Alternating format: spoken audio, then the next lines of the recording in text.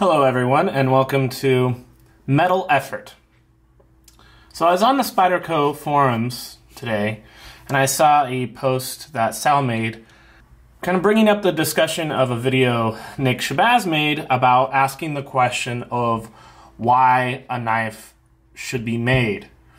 And reading through the discussion, it's a really good discussion, and I think most people have kind of landed on the same general idea that even though there's kind of a gotta collect them all Pokemon vibe to certain knives and companies like Spyderco, that you don't need, necessarily speaking, 100 different knives.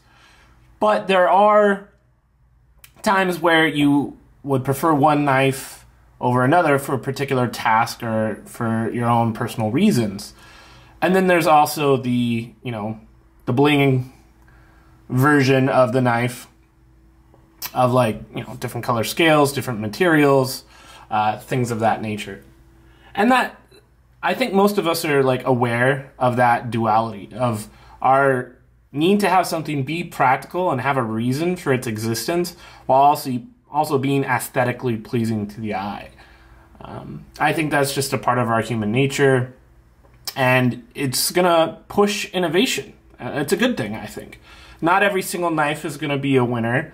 Not all of them are gonna look amazing to everyone. Beauty is in the eye of the beholder. So there's kind of two sides to the coin of this. Are we saying, everybody make a billion knives and we'll see what sticks, and we'll see if people can, in themselves, the people buying the knives, find a reason for their existence? Or is that on the job of the knife maker to think of a need before they make a knife? I think that's an interesting discussion, and it's one that I think really depends on the position of the knife maker. If you're, a single dude who's making knives in your spare time, maybe it's not even your full-time job, you can't really afford to just try a bunch of different weird things. You have to kind of, put all your meat in one knife when you're starting out to fill, a specific need for a specific audience to get your, work off the ground. A company like Spyderco, who has a lot of brand trust and loyalty, they can afford to experiment with new steels, new knives, new models, and I praise them for doing that. I think that is an integral part to growing the knife community, not just in the terms of how many knives there are to choose from, but how many of us there are to buy them. I'm pretty new to this hobby. This is something that I've developed in the last 6 months or so, and I'm really glad that there was a company out there like Spyderco willing to do this. So I think that is going to bring more people in. Do we, strictly speaking, need all these different steels and all these different types? It's debatable. I think there's every single knife has its purpose to someone, and so I think it's a good thing. Obviously, for Spyderco, their business, they gotta make money, and so far they've developed a model that lets them experiment and make money. So I say continue to do that, which is awesome. So this is kind of my commentary on that particular topic, but just to kind of illustrate how some Joe Schmo, nobody, I can come up with a knife that doesn't yet exist, or if there is one that does exist, please let me know. I'm not aware of it. That is very, very similar to a PM2 and a PM3. I want a PM 2.5. And the reason is this. This is my quick review of both these knives, kind of tied into this very quickly, but the gist of it is, in the hand, the Spyderco PM2 and Para 3 are extremely comfortable knives. They're designed, edge first, and then steel, and then handle, made for a blind person, let's say. Some people like the look, I like the look, some people don't, but it's function first, and then aesthetics second. I think that's the proper way to do it. And so, given that this is, excellent steel options, excellent blade options, and a comfortable durable knife, this is a home run for a lot of people.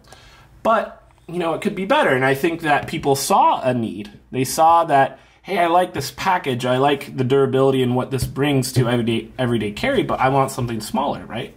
And so the Para 3 totally makes sense. Well, if we just take this and we shrink it down, maybe we'll have a hit on our hands. And I think for the most part, I think they have got a hit on their hands. And, you know, Sal, you're making a ton of awesome steals, and that's cool. And, you know, some sprint runs like that River's Edge, it was such an awesome knife. It was such a cool, unique one that, you know, the demand was much higher than the supply. And so, you know, we have to think about that. And I'm sure that you guys are thinking about ways to address that and come out with new things.